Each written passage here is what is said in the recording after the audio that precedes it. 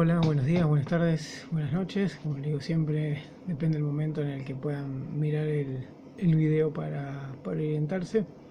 En esta segunda o tercera clase, bueno, manteniendo la modalidad virtual, vamos a avanzar en esta clase con lo que tiene que ver con la Primera Guerra Mundial.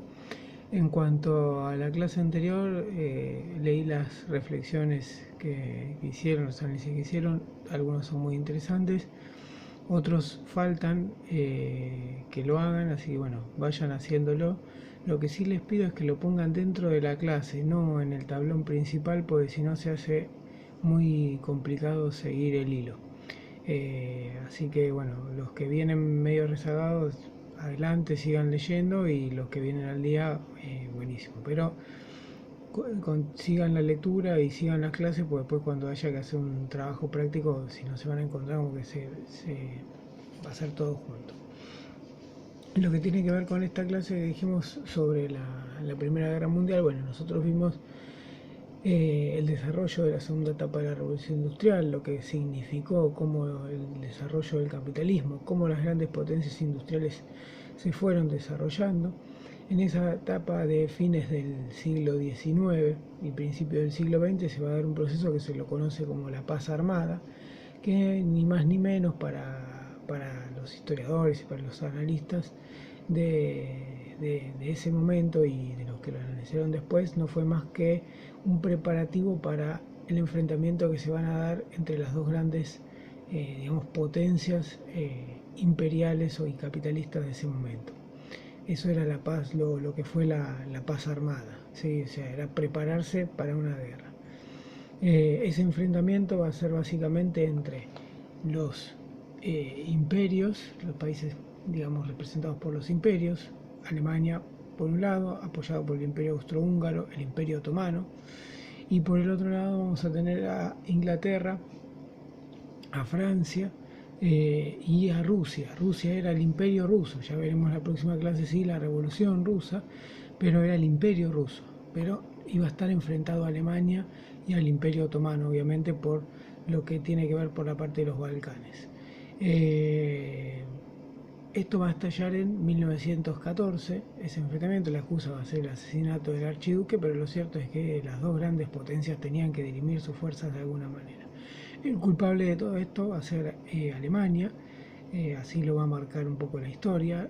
Y ustedes dirán, ¿y Estados Unidos qué pasó? Porque lo venimos mencionando. Bueno, Estados Unidos va a entrar en la guerra, primero se va a mantener neutral y después va a entrar obviamente para el lado de Francia y de Inglaterra. Piensen que Francia e Inglaterra fueron enemigos históricos, y en este siglo XX la torta se da vuelta y pasan a ser aliados.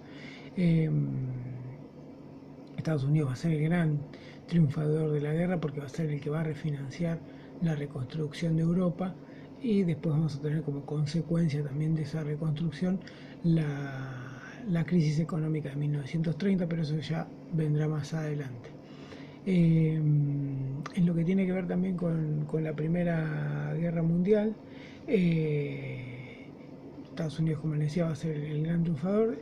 Alemania va a ser el gran derrotado, el que se va a tener que encargar de pagar todos los gastos, ¿sí? O sea, eso va a establecerse a través de el Tratado de Versalles, que se va a firmar en el 19. Yo muchas veces digo que la guerra termina en el 19 porque el Tratado de Versalles es en el 19. 18 terminan los enfrentamientos bélicos. Hablando de enfrentamientos bélicos, justamente a diferencia de lo que va a ser la Segunda Guerra Mundial, esta primera va a ser una guerra de trincheras. No vamos a encontrarnos con grandes ciudades destruidas, sino que va a ser en las afueras de las ciudades. Va a ser totalmente diferente lo que nos vamos a encontrar durante la Segunda Guerra Mundial. Así que bueno, acá es una clase, digamos, nos tomamos esta clase como explicativa para que lean, para que contextualicen y para que se pongan al día con la clase anterior. Lo que abre acá este escenario es lo que se denomina el periodo de entreguerras, desde 1914 hasta 1945, cuando termina la Segunda Guerra Mundial. ¿Sí? Vamos a tener dos guerras mundiales, una crisis económica, la aparición y el surgimiento del fascismo y del nazismo, y vamos a tener uno de los hechos también que va a marcar un antes y un después en la historia del mundo, sobre todo los que nos gusta hablar de lo que es las luchas sociales, la participación popular, que es la Revolución Rusa en 1917. Y que eso va a ser tema de la próxima clase, en la cual sí vamos a plantear alguna actividad, alguna reflexión en torno a este acontecimiento. Por ahora les dejo las lecturas, que es una lectura corta sobre la Primera Guerra Mundial, un pequeño videito explicativo, como siempre, también de 7 minutos, con los mapas y más para que se ubiquen.